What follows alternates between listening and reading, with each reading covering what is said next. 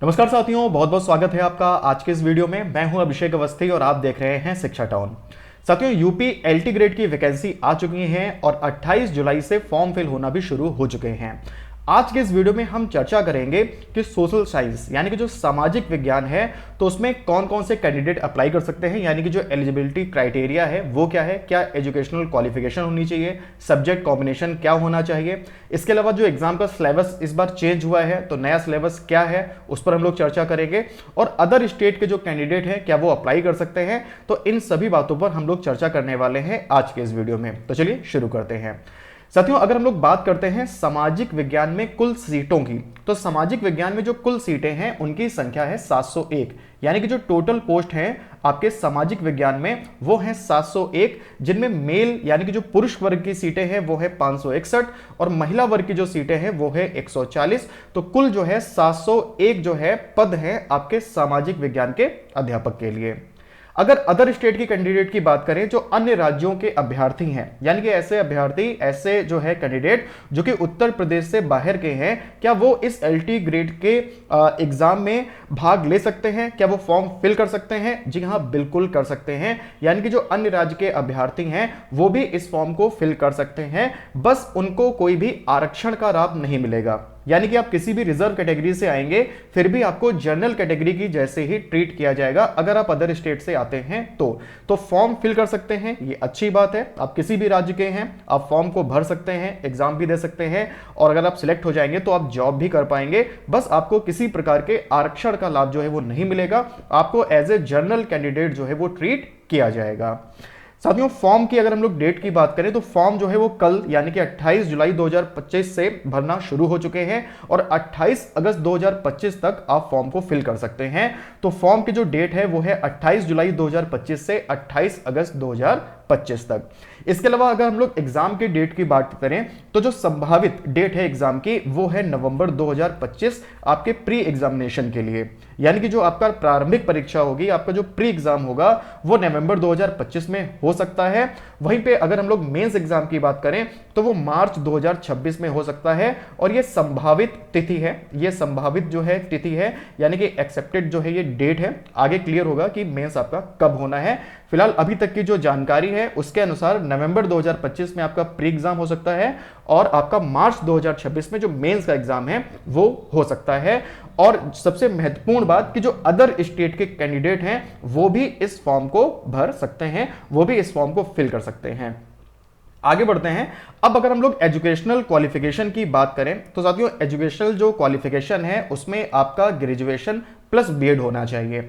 आपका जो ग्रेजुएशन है यानी कि जो स्नातक की परीक्षा है वो उत्तीर्ण आप कर चुके हो, साथ ही साथ आपका जो बीएड है वो भी आपका कंप्लीट हो चुका हो। ध्यान रखेंगे कि जो अपेयरिंग वाले कैंडिडेट हैं वो इस फॉर्म को नहीं भर सकते हैं, यानी कि आपका स्नातक और बीएड कंप्लीट हो चुका हो 28 जुलाई से पहले, तभी आप इस फॉर्म को भर सकते हैं, तभी इसके लिए आप एलिजिबल हैं।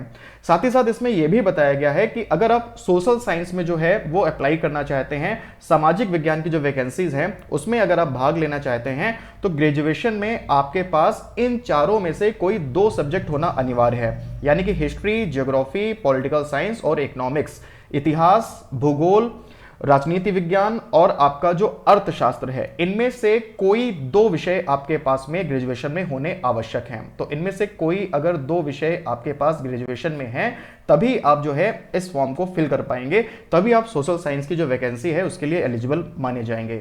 यहां पर एक डाउट और रहता है बहुत सारे लोगों के मन में कि ये जो हमारे पास में 4 सब्जेक्ट है इनमें से कोई भी 2 सब्जेक्ट क्या हमारे पास में थर्ड ईयर में भी होने चाहिए? तो यहां पे जो एनसीटी है वो ये कहता है कि कोई भी 2 विषय जो है वो कम से कम आपने 2 वर्ष पढ़े हों, कम से कम जो है आपने 2 वर्ष पढ़े हों, तो तब भी आप जो है इस फॉर्म को भर सकते हैं, तभी भी आप जो है उसके लिए एलिजिबल माने जाएंगे। तो ये बहुत ही महत्वपूर्ण बात है, इसको आप ध्यान रखेंगे कि इतिहास, भूगोल, राजनीति विज्ञान और आपका जो अर्थशास्त्र है इनमें से कोई भी 2 विषय आपके पास होने आवश्यक हैं आपके ग्रेजुएशन में, यानी कि आपके स्नातक परीक्षा में।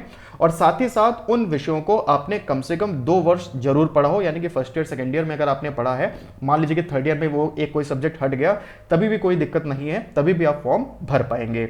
एज की बात करें साथियों तो इसमें जो एज है वो है 21 से 40। तो मिनिमम जो एज है वो है आपके 21 और जो मैक्सिमम एज है वो है 40 वर्ष। क्या इसमें टेट या फिर जो सीटेट है उसकी आवश्यकता है? तो इसमें टेट या सीटेट की कोई भी आवश्यकता नहीं है। इसमें जो एलिजिबिलिटी है आपकी जो एजुकेशनल क्वालिफिकेशन की अगर हम लोग बात करें तो वो है मात्र ग्रेजुएशन और ग्रेजुएशन के साथ में बीएड, और ये आपका कंप्लीट होना चाहिए। टेट और सीटेट की इसमें कोई भी जो है बाध्यता नहीं बताई गई है नोटिफिकेशन में। और साथियों अगर हम लोग एग्जाम पैटर्न की बात करें तो एग्जाम इसमें 2 चरणों में होने वाला है। एक आपका प्री एग्जाम होगा और एक आपका उसके बाद में मेंस एग्जाम होगा। पहले हम लोग जो प्री एग्जाम है उसकी चर्चा कर लेते हैं।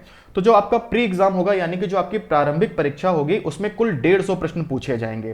प्री में कुल 150 प्रश्न पूछे जाएंगे जिनके लिए आपको 300 अधिकतम अंक प्रदान किए जाएंगे, यानी कि जो एक क्वेश्चन है वो आपका 2 नंबर का होगा, 2 मार्क्स का होगा। ठीक है, एक क्वेश्चन जो है आपका 2 नंबर का होने वाला है यहां पर। और यहां पर जो आपका प्री एग्जामिनेशन होगा इसमें 2 पार्ट होंगे। याद रखेंगे एग्जाम आपका एक ही होगा लेकिन इसमें पार्ट जो है वो 2 होंगे। तो पहला पार्ट होगा जीएस का और दूसरा पार्ट होगा आपका जो कंसर्न सब्जेक्ट है उसका। तो जीएस में आपके 30 क्वेश्चन पूछे जाएंगे। जीएस में जो है आपके 30 क्वेश्चन पूछे जाएंगे, यहां पर देखिए लिखा हुआ है जीएस के आपके 30 क्वेश्चन पूछे जाएंगे। और जो आपका सब्जेक्ट आप चूज करेंगे उसके 120 क्वेश्चन आएंगे। जो सब्जेक्ट अभी आपके पास ग्रेजुएशन में होंगे 2 सब्जेक्ट, हिस्ट्री, ज्योग्राफी, पॉलिटी और इकोनॉमिक्स, तो इनके हर एक सब्जेक्ट के यहां पर 60 क्वेश्चन जो है दिए होंगे सब्जेक्ट में। आपको कोई भी 2 सब्जेक्ट ले लेने हैं और उनके 60 क्वेश्चन आपको सॉल्व करने हैं, यानी कि कुल 120 क्वेश्चन आपको सॉल्व करने हैं। तो जीएस के हो गए आपके 30 क्वेश्चन, सब्जेक्ट में 60 और 60 यानी कि 2 सब्जेक्ट लेंगे, हर एक सब्जेक्ट के 60 क्वेश्चन हैं तो 2 सब्जेक्ट के 120 क्वेश्चन हो गए। तो ये 120 क्वेश्चन आपको सॉल्व करने होंगे। तो कुल क्वेश्चन जो है हो जाएंगे आपके कितने? कुल क्वेश्चन हो जाएंगे आपके 150। 30 कितने हो गए? 30 हो गए आपके जीएस के, 120 हो गए आपके सब्जेक्ट के, और यहां पे 60 और 60 क्वेश्चन आपके हर सब्जेक्ट से आएंगे। 60 क्वेश्चन इतिहास के भी होंगे, 60 क्वेश्चन भूगोल के भी होंगे, 60 क्वेश्चन राजनीतिक विज्ञान के भी होंगे और 60 क्वेश्चन अर्थशास्त्र के भी होंगे। आपको वो 2 सब्जेक्ट चूज कर लेने हैं जो आपके पास में ग्रेजुएशन में है, और उसके बाद में फिर आप जो है उनको सॉल्व करेंगे। और ये जो है वस्तुनिष्ठ परीक्षा होगी, यानी कि एमसीक्यू वाले क्वेश्चंस यहां पर होंगे। जो प्री है इसमें एमसीक्यू क्वेश्चन आएंगे, जो मेंस होगा वो डिस्क्रिप्टिव होगा जहां पे आपको लिखने पड़ेगा आंसर्स को, वहां पे क्वेश्चन आपको लिखने पड़ेंगे। तो उस पर भी आगे हम लोग चर्चा करेंगे। इसके लिए जो टोटल टाइम आपको दिया जाएगा वो 2 घंटे का टाइम दिया जाएगा, यानी कि 120 मिनट का आपको यहां पर जो टाइम है वो दिया जाएगा। और सबसे इंपॉर्टेंट बात याद रखेंगे कि यहां पर 1/3 की जो है वो नेगेटिव मार्किंग भी है, 1/3 की नेगेटिव मार्किंग भी है आपके प्री एग्जाम में। ठीक है, तो प्री एग्जाम में 1/3 की नेगेटिव मार्किंग भी होगी, इसको भी आप ध्यान रखेंगे। ऑफिशियल सिलेबस यहाँ पर जो ऑफिशियल जो नोटिफिकेशन है उसका स्क्रीनशॉट मैंने यहाँ पर अटैच कर दिया है, आप देख सकते हैं। ये प्रारंभिक परीक्षा की बात यहाँ पर ये लोग कर रहे हैं। एक प्रश्न पत्र आएगा प्रारंभिक में जो कि आपका वस्तुनिष्ठ होगा, यानी कि एमसीक्यू के फॉर्म में होगा। और यहाँ पर जो प्रश्नों की संख्या है वो 150 है, जहाँ पे सामान्य अध्ययन यानी कि जीएस के जो है वो 30 प्रश्न होंगे, तथा जो आपके मेंस में आप जो सब्जेक्ट चूज करोगे यानी कि ग्रेजुएशन में जो आपके पास में सब्जेक्ट होंगे तो उसके 120 प्रश्न यहाँ पर आएंगे। यहाँ पर 2 सब्जेक्ट आपको चूज करने होंगे, ठीक है, और हर एक सब्जेक्ट के यहाँ पर 60 क्वेश्चन आपको सॉल्व करने होंगे।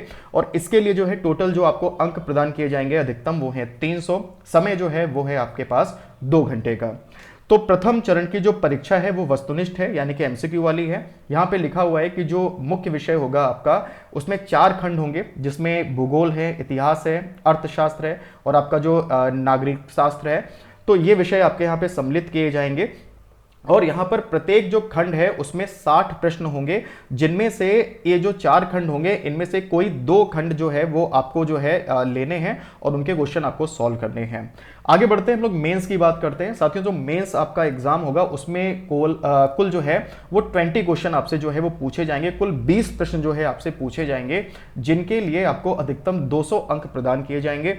टाइम आपके पास में रहेगा 180 मिनट का, यानी कि 3 घंटे का टाइम यहाँ पर आपके पास में रहने वाला है। और ये 2 पार्ट में है, मतलब जो आपका पेपर मेंस का होगा इसमें 2 पार्ट होंगे। पार्ट 1 में आपके 10 क्वेश्चन आएंगे, ये 10 शॉर्ट क्वेश्चन होंगे, यानी कि लघु उत्तरीय प्रश्न होंगे, जिनमें से हर एक प्रश्न का उत्तर आपको 125 शब्दों में देना होगा, लिखना होगा आपको यहाँ पर। और इसके लिए आपको अधिकतम 80 जो अंक हैं वो प्रदान किए जाएंगे, यानी कि हर एक क्वेश्चन जो है वो आपका 8 नंबर का होगा। तो यहां पर लिखना होगा मेंस में आपको, और 10 क्वेश्चन जो आएंगे ये शॉर्ट होंगे, यानी कि लघु उत्तरीय क्वेश्चन होंगे, और हर एक क्वेश्चन को आपको जो है 125 शब्दों में उसका आंसर देना होगा। वहीं पार्ट 2 की बात करें तो पार्ट 2 जो है उसमें आपके 10 जो है लॉन्ग क्वेश्चन आएंगे, यानी कि दीर्घ उत्तरीय क्वेश्चन आएंगे, और इनके लिए आपको जो है 200 शब्द जो है वो यूज करने होंगे। हर एक प्रश्न का उत्तर आप जो है 200 शब्दों में देंगे, और इसके लिए आपको अधिकतम जो है वो 120 अंक प्रदान किए जाएंगे।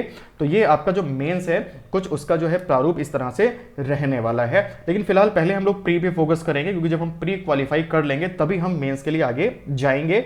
और मेंस के लिए भी आपको अच्छा खासा समय चाहिए, कम से कम आपको 3 से 4 महीने चाहिए मेंस की तैयारी के लिए, क्योंकि यहां पर आपको आंसर राइटिंग की प्रैक्टिस करनी होगी, यहां पर क्वेश्चंस आपको लिखने होंगे, और यहां पर जो शीट आपको दी जाएगी तो शीट में कॉलम बने होंगे, शीट में कॉलम बने होंगे।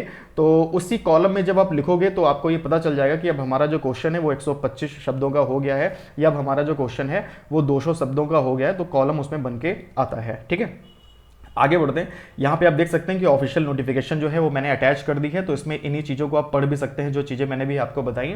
जो आपका मुख्य जो है परीक्षा का एग्जाम होगा, मेंस का एग्जाम होगा, तो इसमें एक ही पेपर होगा। प्रश्नों की संख्या 20 होगी, 10 + 10, 10 आपके शॉर्ट जो है क्वेश्चन होंगे और 10 आपके लॉन्ग क्वेश्चन होंगे। इनके लिए कुल आपको 200 अंक प्रदान किए जाएंगे।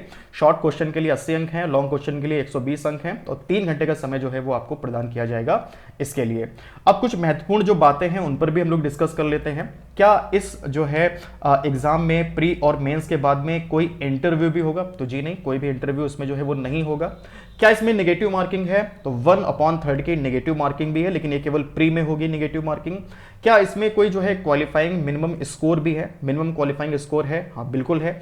प्री में जनरल कैटेगरी के लिए जो है 40% है और रिजर्व कैटेगरी के लिए 35% है। और प्री में जो भी कैंडिडेट जो है क्वालिफाई होंगे, जो भी कैंडिडेट पास होंगे, जिनको मेंस के लिए बुलाया जाएगा, तो 15 गुना अभ्यर्थियों को बुलाया जाएगा। यानी कि मेंस में जो सीटें होंगी उन सीटों पर 15 गुना अभ्यर्थी जो है वो बुलाए जाएंगे। बाद में फिर मेंस के बाद में उनकी छटनी होगी।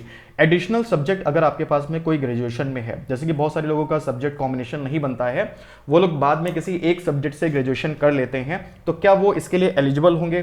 तो इस पे अंतिम निर्णय जो है वो आयोग का होगा। अंतिम निर्णय इस पर आयोग लेगा कि वो एलिजिबल होंगे या नहीं होंगे। तो अभी इस विषय में हम लोग कुछ नहीं कह सकते। ये निर्णय आयोग के पास में रहेगा कि जिन्होंने एडिशनल सब्जेक्ट से जो है बाद में ग्रेजुएशन किया है किसी एक सब्जेक्ट से, तो वो जो है इस भर्ती के लिए पात्र हैं या नहीं है। तो इस पर आयोग का जो निर्णय होगा वो अंतिम होगा। साथियों, अगर आप एलटी ग्रेड के एग्जाम की प्रिपरेशन करना चाहते हैं तो इसके लिए एक नया जो बैच कोर्स है वो हम लोग लॉन्च कर रहे हैं। और साथियों, ये बैच कोर्स आपका लॉन्च जो है होने जा रहा है 1 अगस्त 2025 से। जी हाँ, 1 अगस्त 2025 से ये बैच कोर्स जो है ये आपका शुरू हो जाएगा। और ये बैच कोर्स आपका रहने वाला है सोशल साइंस के एग्जाम के लिए। और अभी आपको पता है कि यूपी में टीजीटी की वैकेंसी भी आने वाली है। तो टीजीटी और एलटी ग्रेड का सिलेबस ऑलमोस्ट सेम है, लगभग 95% सिलेबस जो है वो सेम है। तो ये बैच कोर्स आपका जो टीजीटी का एग्जाम आएगा उसके लिए भी यूजफुल रहेगा। इस बैच को करने के बाद में आप एलटी ग्रेड और साथ में जो टीजीटी है उन दोनों का जो है वो पेपर आराम से दे सकते हैं, आपकी तैयारी हो जाएगी। इस बैच कोर्स में साथियों हम लोग आपको लाइव और रिकॉर्डेड क्लासेस देंगे, पीडीएफ देंगे, मॉक टेस्ट देंगे, और इसके अलावा जो है आपको यहाँ पर डाउट क्लियरिंग सेशन भी मिलेगा, रेज हैंड का फीचर मिलेगा, और भी बहुत सारे यूनिक फीचर जो हमारी एप्लीकेशन पे हैं उनका लाभ आप यहाँ पर ले सकते हैं। अगर हम लोग फीस की बात करें साथियों, इस बैच कोर्स की जो फीस है वो है आपकी 1499 रुपये। जो आपका एलटी ग्रेड का सोशल साइंस का बैच है इसकी जो फीस है साथियों वो है 1499 रुपये। और अभी जैसा कि आपको पता है कि सावन चल रहा है, तो सावन में आपको दिया जा रहा है डिस्काउंट। साथियों, सावन में आपको डिस्काउंट दिया जा रहा है। आपको जो है कूपन कोड जो है यूज करना है सावन50, और आपको मिल जाएगा पूरे 50% का डिस्काउंट। जी हाँ साथियों, आपको पूरे 50% का जो डिस्काउंट है वो इस बैच कोर्स में मिल जाएगा। और ये डिस्काउंट आपको दिया जा रहा है 1 अगस्त 2025 तक के लिए। जी हाँ, 1 अगस्त 2025 तक अगर इस बैच कोर्स को आप ज्वाइन करते हैं तो आपको 50% का डिस्काउंट मिल जाएगा। उसके लिए आपको कूपन कोड यूज करना है सावन50। बाकी अगर आपके मन में कोई और डाउट है, कोई और क्वेश्चन है, तो मैं आपको एक नंबर दे देता हूं। ये हमारा हेल्पलाइन नंबर है, इस पे आप हमसे संपर्क कर सकते हैं। इस पे आप व्हाट्सएप भी कर सकते हैं, कॉल भी कर सकते हैं, और आपके मन में कोई अगर डाउट है, कोई क्वेरी है तो उसको हमसे डिस्कस कर सकते हैं। तो फिलहाल आज के लिए इतना ही, मिलते हैं अगले वीडियो में, तब तक के लिए गुड बाय, थैंक यू। और हाँ, अगर आपके मन में कोई और क्वेश्चन है तो आप कमेंट बॉक्स में भी लिख सकते हैं, हम लोग उसका जल्दी आंसर देने की कोशिश करेंगे। धन्यवाद।